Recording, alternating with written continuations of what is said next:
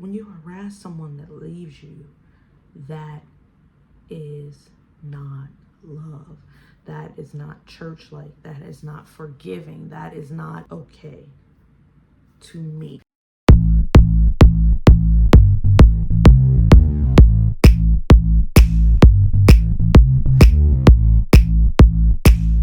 Hello everyone, and welcome back to Lindsay Unfiltered. And today we are doing an episode of my Scandal series. And today in the Scandal series, we will be talking about Leah Remini and the Church of Scientology.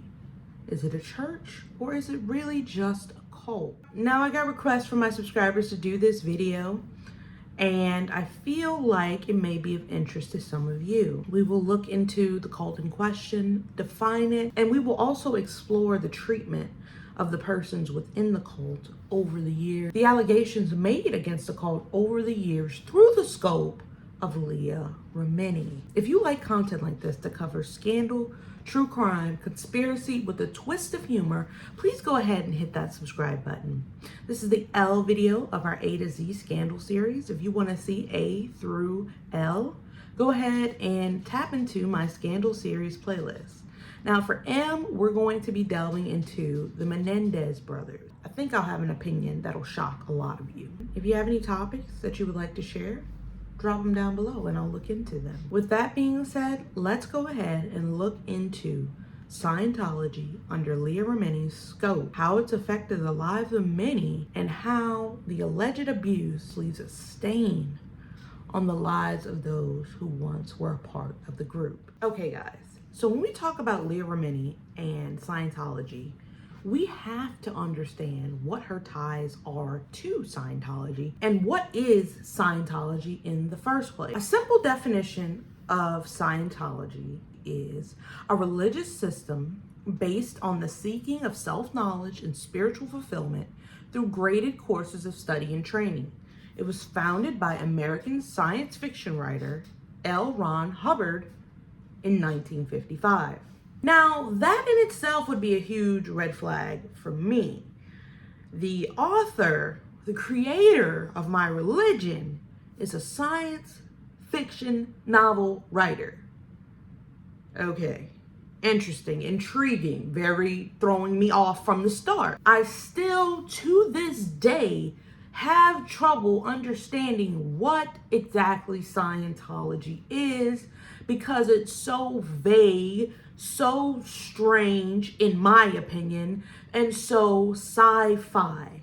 You look for a direct definition of what Scientology is, and you never get a direct answer. There's tons of different answers, tons of different theories, right? So that to me is kind of wishy the fuck washy, right? With that being said, Leah Remini used to be a member of the Church of Scientology. Scientology has this habit of targeting very famous persons to represent their organization.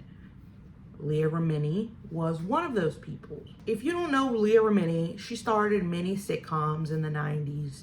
Saved by the Bell, Cheers, two of which I did not watch that much. I was a little bit young for those programs, but she was seen as a star. She was seen as an actress. She was seen as a model, and she was ultimately sucked into Scientology. And what Leah Remini tells us in her docuseries, Leah Remini and Scientology, is that it was nothing like she expected it to be. Directly coming from the documentary, she gives us the definition as a definition of a religious course study and counseling based on self-knowledge and spiritual fulfillment offers a sense of purpose in life. Leah Remini gets recognition in the church as an opinion leader.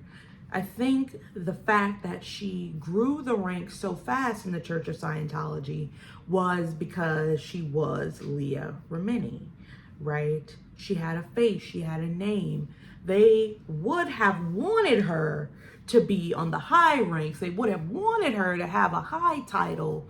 Therefore, she can seem to be a face of the organization. She can represent the organization in a positive light. The higher she is in the club, the less likely she is to leave the church, the less likely she is to speak out upon the church, because she has this rank that means so much to other Scientologists. Now, that's my opinion. And Remini quickly noticed that pecking order. There was a pecking order. You were a regular parishioner, you could be an opinion leader. It was kind of a pyramid, and Leah Remini did not like that. She did not like the fact that she had to work her way up in a religion, in a belief set, in a system that was supposed to be guiding her through life into eternal happiness. Correct? So ultimately, Leah Remini left the Church of Scientology. And when Leah Remini left the Church of Scientology, other Scientologists began to reach out to her about the ways they were wronged in the cult of Scientology, and they then wanted to tell their story. So as a platform to tell their story, she came out with the docuseries Leah Remini in Scientology. And if you guys are interested in watching this for free, it's on Tubi for free, completely free. It shows different ex-Scientologists and their different experiences in Scientology. So I thought this would be a good space to speak about. So I thought this would be a good space to talk about two stories that were featured in the documentary, and great examples of how Scientology was used to threaten, demoralize, and abuse those who spoke out against Scientology through the lens of Leah Remini, okay? Leah Remini was contacted by this woman named Amy Scobie. Amy Scobie was disconnected from her mother when she left Scientology. There's also another Scientologist named Mike Render. Now, Mike Render was an extremely high-ranking Scientologist who teamed up with Leah throughout this documentary to help Leah explain the inconsistencies of Scientology. We have to remember, Scientology was more than just a religion for these people, right? It was a way of life. It was the way they got their jobs. It was the way they got their places to live. It was the way they worshipped. It was everything. Their entire life, their livelihood centered around Scientology. The essence of their entire being centered around Scientology itself, to thrive, to survive, to eat, to raise their children, etc., etc. Now, with that being said, Amy Scobie's job within Scientology was to recruit celebrities into Scientology. Now, they even have their own recruiting sector in Scientology. I mean, a lot of churches do this. They reach out, they go on social media, they invite people to their church. But this job for Amy Scobie was a little bit different because she specifically targeted celebrities, known faces. We know about Tom Cruise, right? And when we heard about Tom Cruise in Scientology, we kind of all were like, what the hell is this? I was very young. I already didn't really understand much about religion as a young child.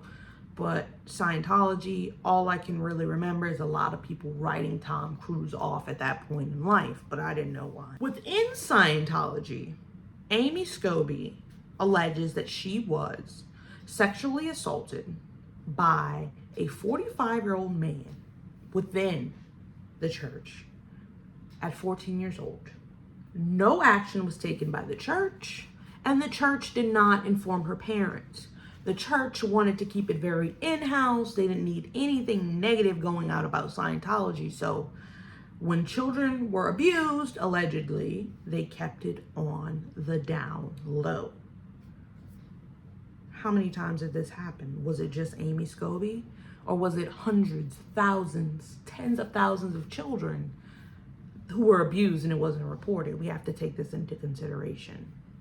The Scientologists want to protect their image. So that means if anybody within their church does something unfathomable, they will do anything they can to put dirt over it, right? They had that the justice system is corrupt, that cult-like rhetoric, the government is corrupt, the justice system is corrupt. So if things happen, if crimes happen, even the kids will handle it here.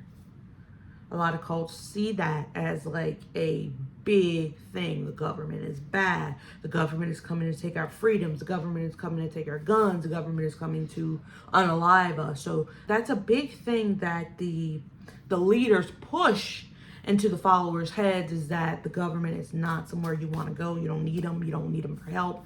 You don't need police. You don't need anybody but us, right? And Scientology was no different in that way. Amy Scobie's mother signed parental consent for her to go to the Sea Organization when she was just a child. What is the Sea Organization? The Sea Organization, or Sea Org, is the senior-most status of staff within the Church of Scientology network of corporations. So what that means is the Sea Org is where you want to be if you're a Scientologist. You're looked up to if you're in the Sea Org. You're in this great organization, and they wear these naval suits and they set sail and things of that nature. This here is strange. The Sea Org, to me, is a little bit strange, right? Because when you're talking about the Sea Org, the Scientologists might come after me for this, but yeah, please don't come after me, Scientologists. This video is for educational purposes only. It's for educational purposes only, okay? The Sea Org is, in my opinion, cosplaying the Navy. They're cosplaying the Navy, and I just don't understand why. Is it because Rob Hubbard had a fascination with the sea and the telescopes and all of that? I really don't understand. They're exploring time and space, they say. But to me, I really don't understand what exactly that means. Maybe because I'm not a Scientologist, maybe because I don't understand. My brain can't comprehend that.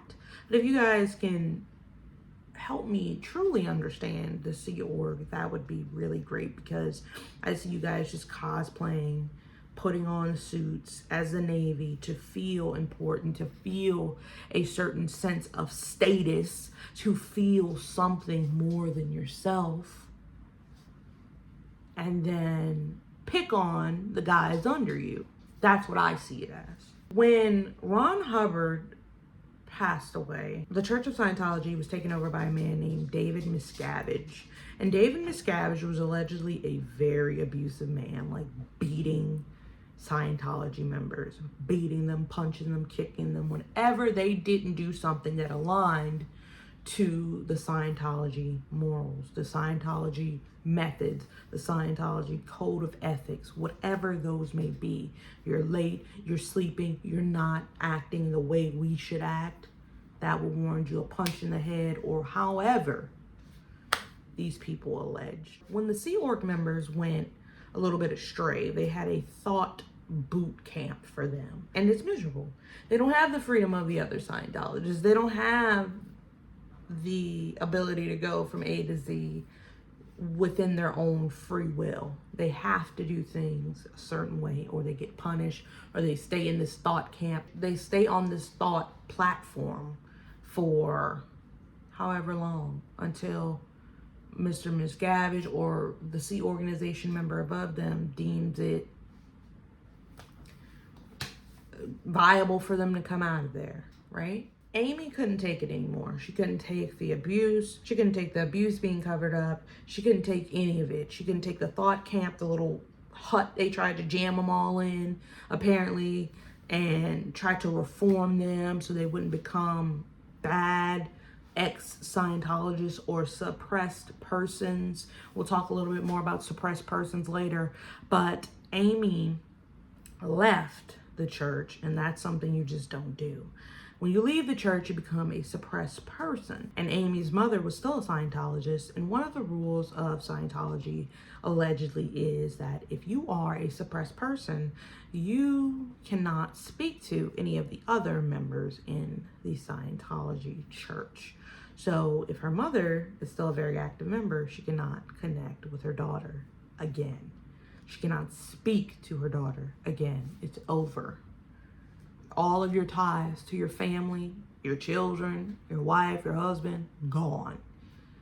Because they are now seen as an enemy of the church for leaving, for deserting. Now, if that's not cult-like, I don't know what is. I thought you had a free will to choose to serve in a church, an organization, on a basketball team. When I leave, you're telling me that none of the other members can associate with me because I stood up, I had my own free will and decided to leave. That gives cult-like behavior. Amy's mother ended up disconnecting from her, and it made Amy's mother sick. It made her sick, visibly sick, and she ended up going back to her daughter in the end, but she had to make a really, really difficult choice to leave her beliefs, her ideals, her support system, her everything, or to support her daughter in her choice to leave something that was holding her down, abusing her, and all of these things, allegedly for so many years. Now, let's take a turn to talk about Mike Rinder. Mike Rinder was a high-ranking member, there from the beginning. He was born in Australia. His children were born into it. His wife was in it. He was a high-ranking member, and he worked on the committee that was to get any bad press about Scientology abolished. So, if this video were to blow up and get 1 million views, Mike Rinder would be contacting me and saying, it'd be in your best interest to take that down, right? That was Mike Render's position. Mike Render's position was to combat any enemies of Scientology, any people that were speaking negatively on Scientology. It was his job to shut it down by any means necessary. Fair game. Fair game. You may lie, trick, destroy, or do anything you need to do to make sure the name of Scientology stays strong. And they did some pretty egregious things. They installed hidden cameras. They followed people. They harassed people. They yelled at people. They caused chaos. They approached people at their homes. He would get people followed, dig into their backgrounds, hire private investigators, have the news follow them. Any form of intimidation that he could use to get people to stop talking about the church, he would do it.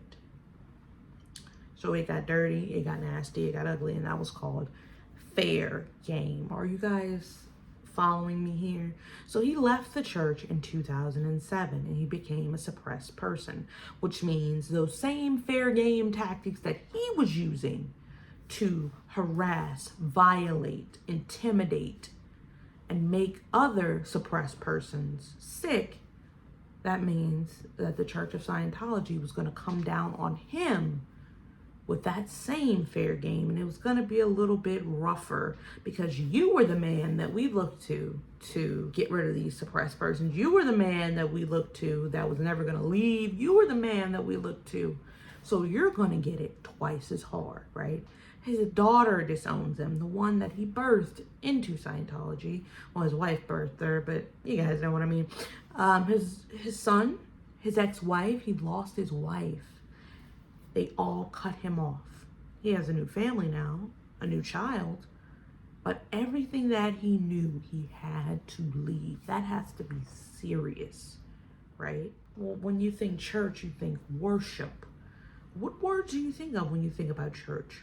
Worship, spirituality, God, loving, prayer, teamwork, help, resources, love, unconditional, faithful.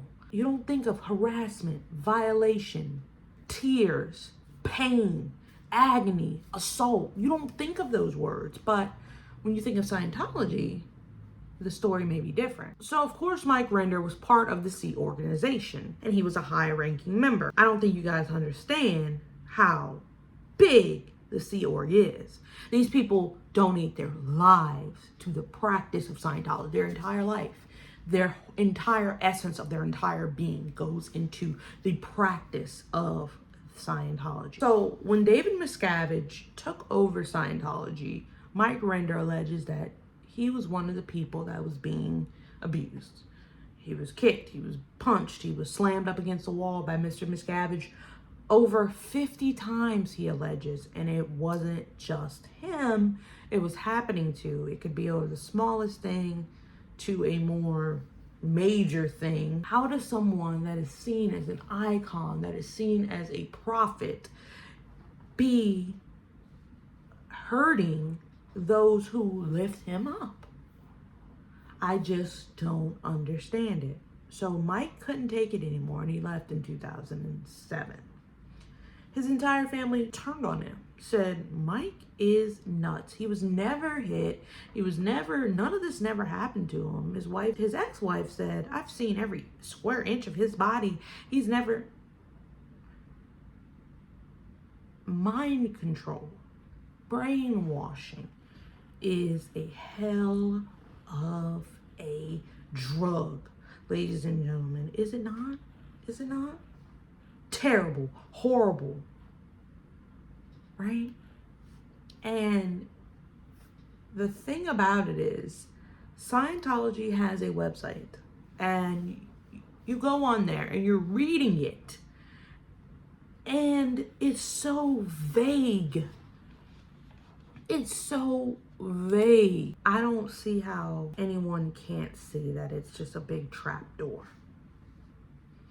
Now, don't get me wrong. Some people might be in there and love what they're doing, love the communal living. But there has to be a point where we have to acknowledge that you are not in control of your own actions. You do not have your own free will.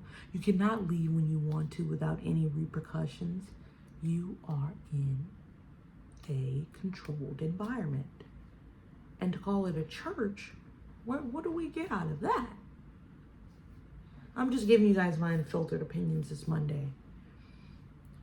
If this video goes down, you know what happened. It was Scientology. But guys, it's just to speak on it a little bit more so we can truly understand what the hell is Scientology. You know that hole I was telling you guys about? The one that Scobie went to? Mike Render went to the hole too for being a bad Sea Org member. From there, it got worse. Life got worse. It seems like when they go to that blocked off piece of land, when they go off to that compound, for the bad Sea Org members, they lose it. They begin to lose it because the conditions are so bad, right? And then Mike Render said, I'm out. I'm done. Wife, kids, bye. I will be a suppressed person for the rest of my life. I am gone. Right?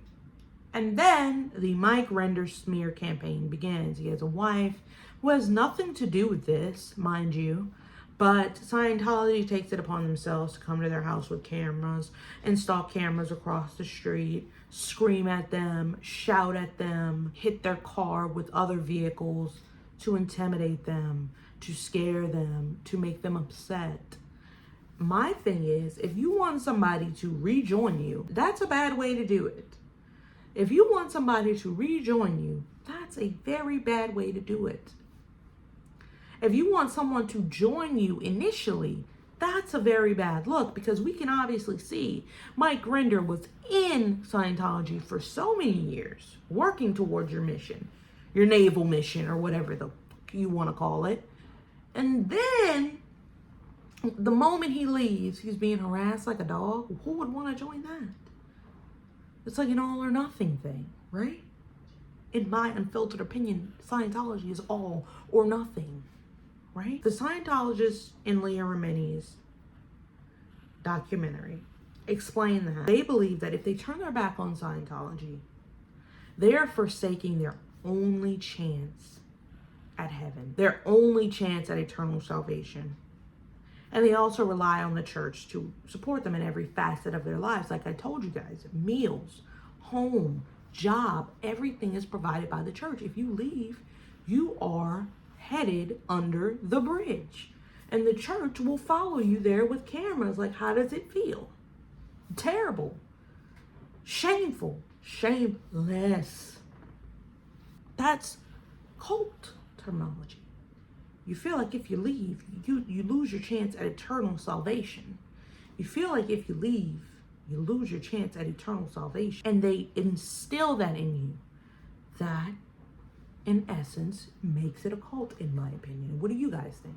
Is Scientology a church or an organization that should allow people to worship freely and do what they do freely and study the sea freely and time and space freely and their interdimensional beings freely? Or is it a cult? When you harass someone that leaves you, that is not love. That is not church-like. That is not forgiving. That is not okay to me. I want to hear you guys' opinion. Leah makes it very, very clear that there has been abuse in the group. So does Mike Render. So does Amy Scobie. That's not to say there isn't abuse in every organization or in every type of religion or every type of group. Basketball teams, football teams, the army. There is going to be episodes of abuse, right? But when you tie it to someone's religion, when you tie it to someone's spirituality, it has a different way of breaking them down. And that's what Scientology does, in my opinion. Let me know what you guys think. It's going to be really interesting for the Menendez brothers, guys. That's coming this week. I think we're going to also do some Carly, Greg, and Gypsy Rose comparisons. I've seen a lot of people trying to do that. Stay tuned for that as well. Again, if you like content like this, we will be picking your brain. You can come here, sit back and relax and get some popcorn, but be ready to think and contribute. Make sure to comment, like, and share, and hit the bell for more insightful videos. This has been Lindsay Unfiltered. Bye now.